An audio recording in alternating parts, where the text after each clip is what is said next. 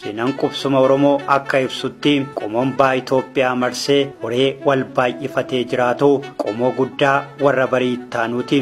Warri barii ittaanuu yookaan baarentuu kun kaaba Itoophiyaa ka'ee waloon qaxxaamure karraayyuu keessa darbee hanga qomoo guddaa Humbannaa jedhamuun beekamutti warra jiraatanidha.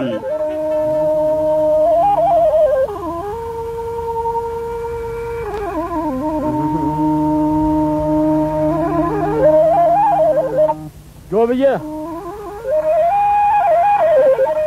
Joba Job Girama አሁን እኔ በሞት ዋሆየ አንድ ሞት ነው ወይ ግራማ ጎቾ አላጦት ጆባ ጆብ አንድ ቀን ሳላ ጆብ Bannaan Aniyyaan ilmaan qalloo alaan dagaan oborraa fi paappileen qomoo walirraa latee jiraachaa turee fi jiraachaa jiruudha.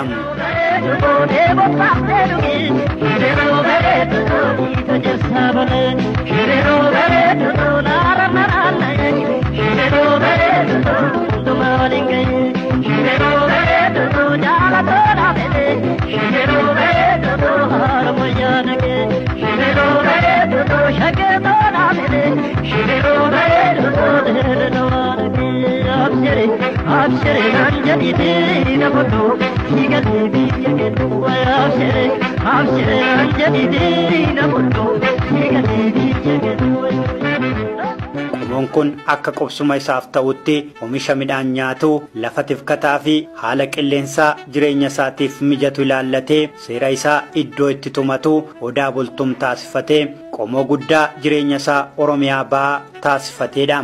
Dagaa keessaa nooleen kumbolchaa ka'ee hanga dirree dhawaatti alaan immoo ijoollee 12 horatee gaara mul'ataarraa ka'ee miila isaa bitaaf mirgatti diriirfatee waloree bal'atee aadaaf seenaa isaa eeggatee qomoo jireenya isaa qajeelfatee jiraatudha.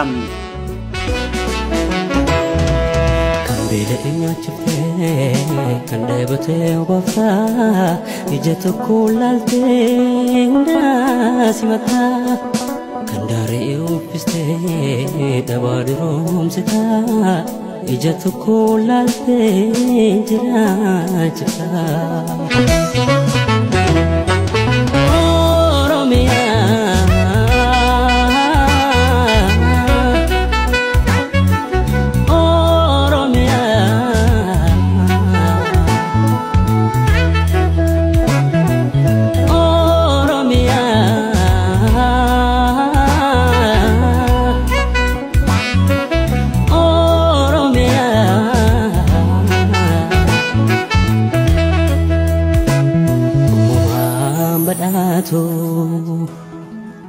Akeektuu qaroomina Itoophiyaa kan ta'an ilmaan Humbannaa hawaasummaa gaarii qabaachuunis galaa qaroominni isaaniif guduunfeedha.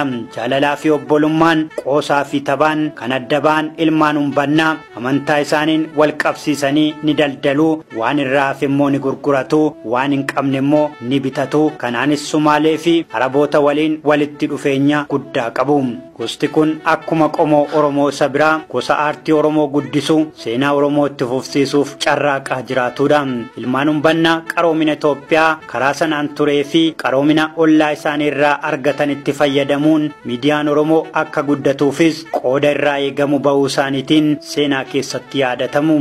Ilmaan Humbannaa jireenya hawaasummaan beekamanis waan hin malleef ni didu, ni qabsaa'u, mirga isaaniifis ni falmatu. Seera murtii guutoon qabachuun goota qixxee kumaa bakarwaaree hanga elemoo qilxuutti elemoo qilxuu hanga dhaloota har'aatti gosti kun gosa seenaa fi seexaa guddaa qabudha. Dacheen Humbannaa kun Itoophiyaa bira darbee booree gootaan goota addunyaaf fakkeenya, Hindi immoo ministeera muummee ta'ee kan bulchee biyya Malik Ambaari. Featured ancestor is Malik Ambar. Malik Ambar was an African in India. Born in 1550 in Ethiopia, he was considered a brilliant diplomat and a significant power in India. He encouraged manufacturers, built canals and mosques, gave pensions to poets and scholars, and established a postal service countrywide. He became one of the most famous men in India. Malik Ambar dhalataa Oromoo mootii ta'uun indi kibbaa nama bulchaa ture. Kan seenaan isaa gurraacha hanga adiitti barreeffamee fi garuummoo nama seenaansaa Oromoota biratti hin dhaadheffamne kan namoonni baay'een seenaa isaa qixaan hin beeknedha. Yaalaatinii bakriisa baloo gote gube. Yaalaatinii bakriisa baloo gote gube. Abbaan gammachii Hayilee Fidaa Maamman Rashaad fa'aatu ittiin si katabe. Maamman Rashaad fa'aatu ittiin si katabe. Baaroo tumsaa kufnaa warri ogaade gubate. Baaroo tumsaa kufnaa warri ogaade gubate. Magarsaa barii gazuu bantii yoorii faboo maleenca kudhanii tulumate. Jabana badaa kan garboofattoonni bifaan adda of baasanii maawaqaan mormanii kaan tuffataa garii immoo tuffatamaa taasisanii akka meeshaa gabaa geessanii itti gurguruuf walii galanidha. Tooftaa kanaan boba'aa Abisiiniyaanotaa jalaan Oromoonis akkuma gurraachota Afrikaa kanneen biroo dhugaa malee akkuma meeshaa gabaa dhaabbatee gurgurameera. Osoo ija jabaatu ija laafessa ta'uun yeroofis harka kennuuf dirqameera. Oromoon addunyaa dabaan guutamte keessatti seenaa gurraacha fudhatee seenaa gurraachonni ittiin dararaman qooddatus gurraachonni baay'een isaanii yoo achi buuteen isaanii badee garbummaarraa gara garbummaa biraatti yoo ce'an Oromoonni baay'een garuu garbummaa jalaa ba'anii hanga biyya ormaatti waraana mataa isaanii qindeeffatanii biyya bulchuutti yoo deeman gariin immoo garbummaa jalaa of bilisoomsanii maqaa gaarii fi miidhagina dandeettii fi gootummaa Oromoo addunyaatti agarsiisaniiru.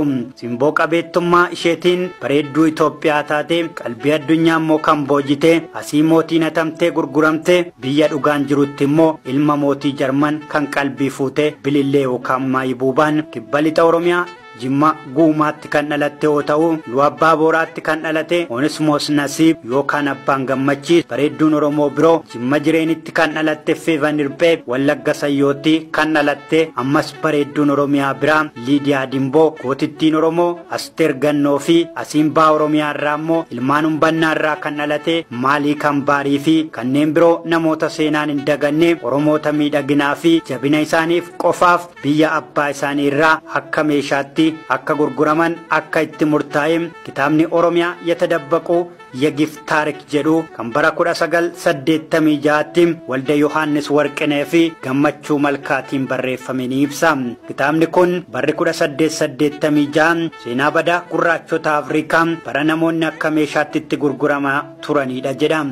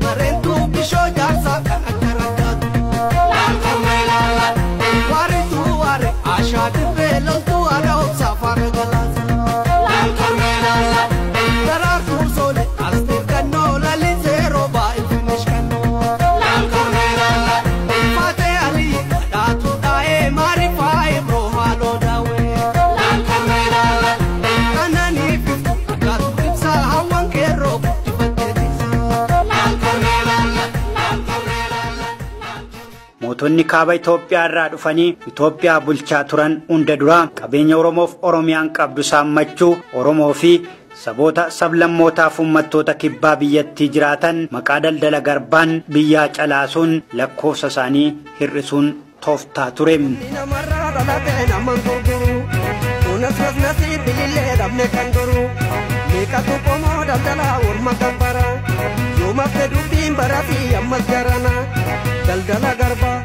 Daldala garba masirni gurraacha nadii jedhu kakate meeqatu didee bargamaan bahee baqate darri wal xaxee didicha namni wal shakke mal barrakkasii kodee fi kodee wal danqee daldala garba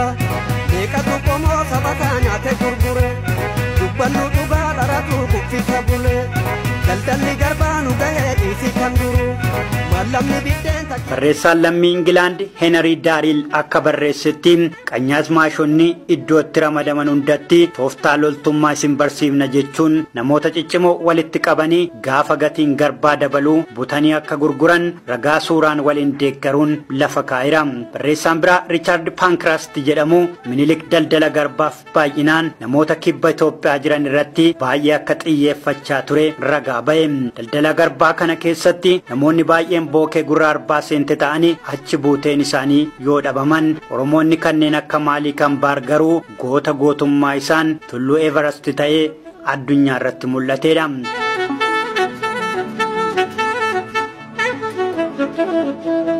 Qophii keenya kanaan dachee Oromiyaan alaa goota gootummaa Oromoo fudhatee addunyaa dinqisiise tokkoon wal isin barsiifna. የጥቁር ፈርዖን ልሳን የአዴ አዳ ፀሐይ ብርሃን የአዱሊስ አዱኛ ኪዳን አባ ገዳ አባ በዓል የቅድመ አክሱማዊት ቃል ያሰርቱ በሮች ይመስላል የማለዳ ንጋት ጸዳል የወሩስ ኦሪሳ ተምሳል ለካ አንተ ነህ። Maaliik Ambaar goota warra bariittaanu latiinsa idda umbannaa balbala noolee irraa bara 1549tti nama dhalateedha. Nooleen balbala guddaa hangaggoo ka'ee hanga cirootoree damboobee jiraachaa jiruudha. Balballi kun immoo ibiddaan akkuma qoodamaa deemu maayaa xinnoo fi maayaa guddoo jedhamee bakka lamatti qoodama. Maayaa xinnoo fi maayaa guddoon kun balbala gareen socho'u waan yaade hundumaa kan gurmuun raawwatuu fi xiyya darbachuun gosa beekamuudha. Hangaggoo hanga cirootti kan jiraatu gosti kun maqaa haramayaa jedhu kanas haramayaaf gumaachaniiru.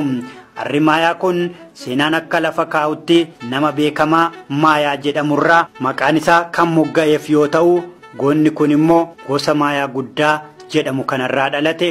Akka hiree ta'ee osoo dhaabaa fi dhaabbii bareeda qabu carraan akka meeshaa gurguramu kan isa mudate. Maaliik Ambaar booda garuu booree gootaan seenaa hin dagatamne hojjete.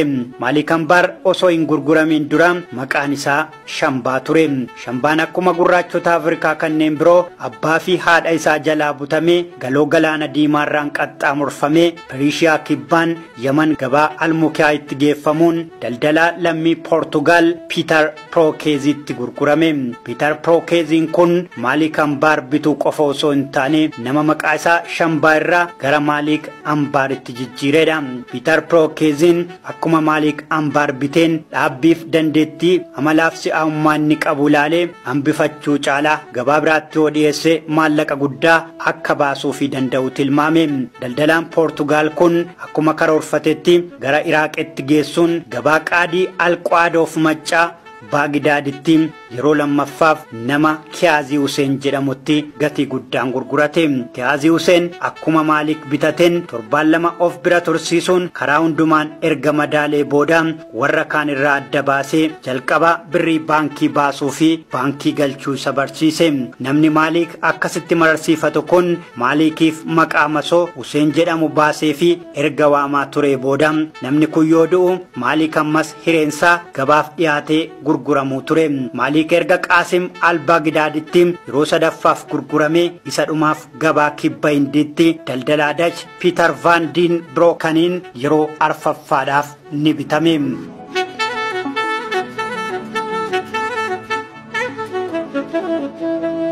Gabaan kun gabaa milkii booree gootummaa Maaliik yoo ta'u yeroo dhumaatiif ministeera muummee Hindii kibbaa Nizaashaayii Chiziningitti gurgurame. Hindideekaan akkuma saba Oromoo saba duudhaa amantaa hawaasummaaf siyaas dinagdee bareedaa qabdu waan taateef Maaliik yeroo jalqabaatiif agarsiisa aadaa sirbootaa fi shubbisoota garaagaraa irratti hirmaatee Hindii kibbaa deekaan jedhamtu kan ija dachee dhaloota isaatiin ilaaluu jalqabe.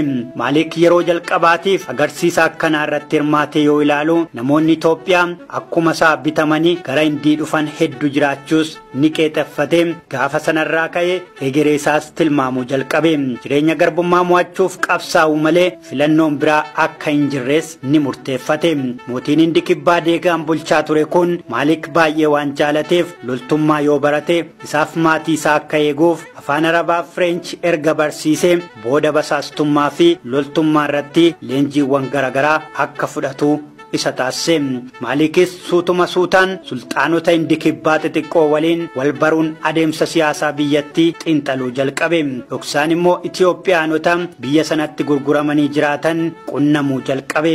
Haa ta'u malee Maalik waggaa 9 mootii kana gara bal'inaa fi of eeggannoo guddaadhaan tajaajilaas ture. Suutuma suutaan garboota Hindii kibbaa deekaan jiraatan walitti qabee namoota 1,500 galmeessuun yeroof maqaa mootii biyyattii waliin tajaajila jedhuun dhoksaan garuu loltummaa barsiisuu jalqabe. Maalik Ambaar erga waraana isaa kana haalaan qixeeffate sulxaanota yookaan mootummoota xixiqqoo biyyoota hundaa erga maalummaa isaanii baree humnaan mootummaa biyyattii fonqolchuuf karoorfate.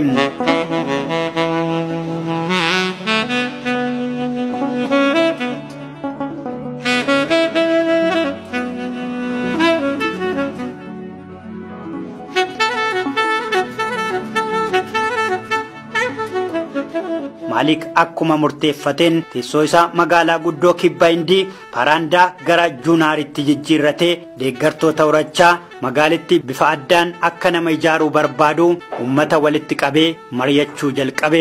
Maalik haala hundumaa erga ilaalee booda tooftaa lola isaa gara riphee loltootaatti jijjiirrachuun humnaan loltoota Itoophiyaa 1,500 qindeeffateen lola itti fufe. Maalik Ambaar lola riphee loltummaa isaa jalqabaatiin mootii xiqqoo kibba Hindii tokko kan Amgihaarii jedhamu fincilee mo'atee Itoophiyaa jalqabaa mootii Hindii kuffisee aangoo qabatee isa jalqabaa ta'e. Booda keessa garuu humna biraa mootii Kuraamiiniin gaggeeffamuun mo'atamullee abdii kutatee osoo hin teenye riphee loltummaa isaa itti fufuun injifannoo haaraa galmeesse. Injifannoo kanaanis bulchiinsa Beerarii fi Amgihaar harka isaatti galfate. Akkuma injifannoo kana gonfateen waliigaltee sulxaanota lamaan bulchuu ummata waliin ni mallatteesse.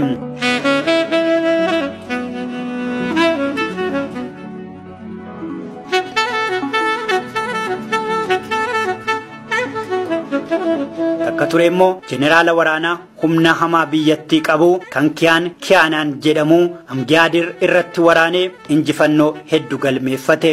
Humni jajjabaan lama kan waraanaa Laayikuujii fi Jadhaaroo fi Roonajiin dursan garuu yeroo baay'ee Maalik Ambaar mo'achuu milkaa'anillee Maalik osoo abdii hin kutatiin humna jabaa fi teeknika waraanaatti jijjiiruun sulxaanota lachuu ni dhabamsiise.